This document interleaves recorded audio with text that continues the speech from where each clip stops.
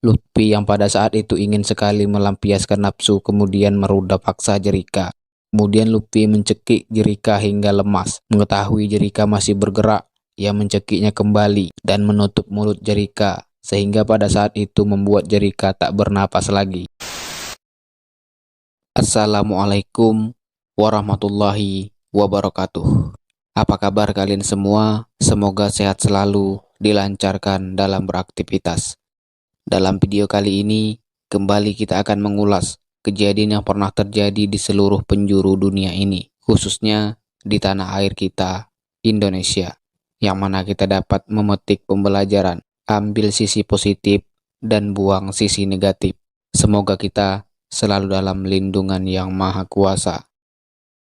Cerita atau kejadian kali ini datang dari Kecamatan Lubuk Dalam, Kabupaten Siak, Riau, pada hari Selasa, tanggal 21 bulan November tahun 2023 kemarin, yang mana ada seorang balita jenis kelamin perempuan berumur 2 tahun 10 bulan yang menjadi korban pencabulan dan juga pembunuhan yang dilakukan oleh seorang laki-laki yang merupakan pelajar SMP. Pelaku melakukan pencabulan tersebut karena dirinya ingin melampiaskan nafsu birahinya. Usai melakukan pencabulan tersebut, karena takut ketahuan akan aksi bejatnya, lalu ia tega menghabisi nyawa korban. Dan terjadilah pencabulan dan pembunuhan tersebut. Bagaimana cerita selengkapnya? Langsung saja kita libas.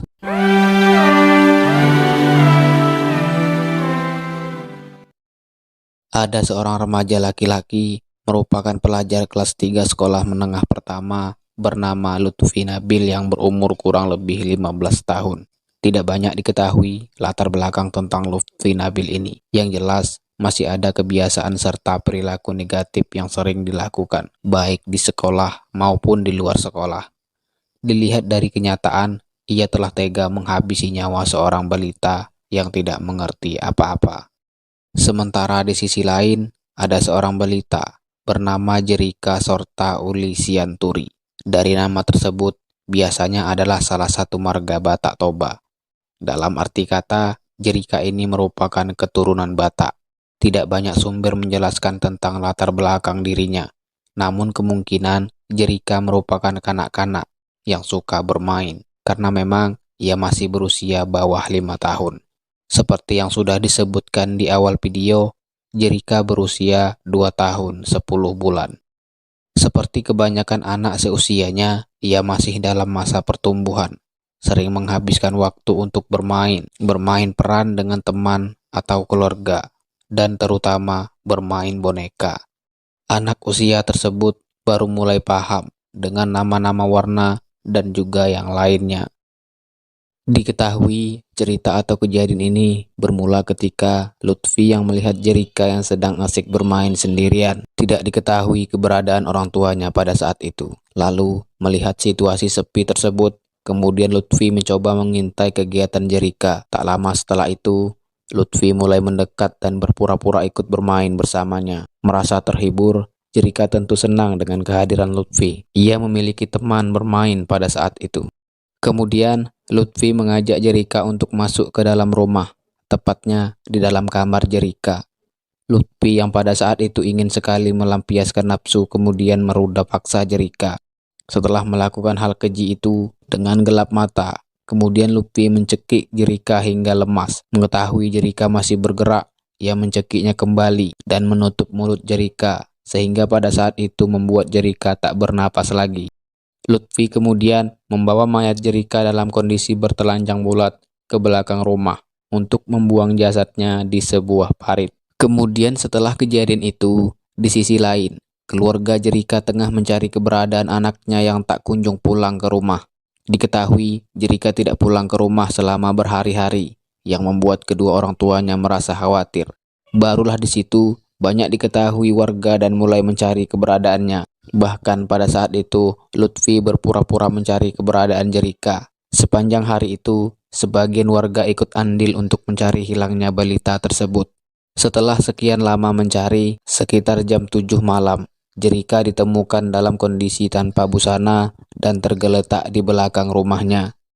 Setelah ditemukan, kemudian jasad Jerika langsung dibawa ke puskesmas yang ada di Lubuk Dalam dengan kondisi yang sudah tidak bernyawa.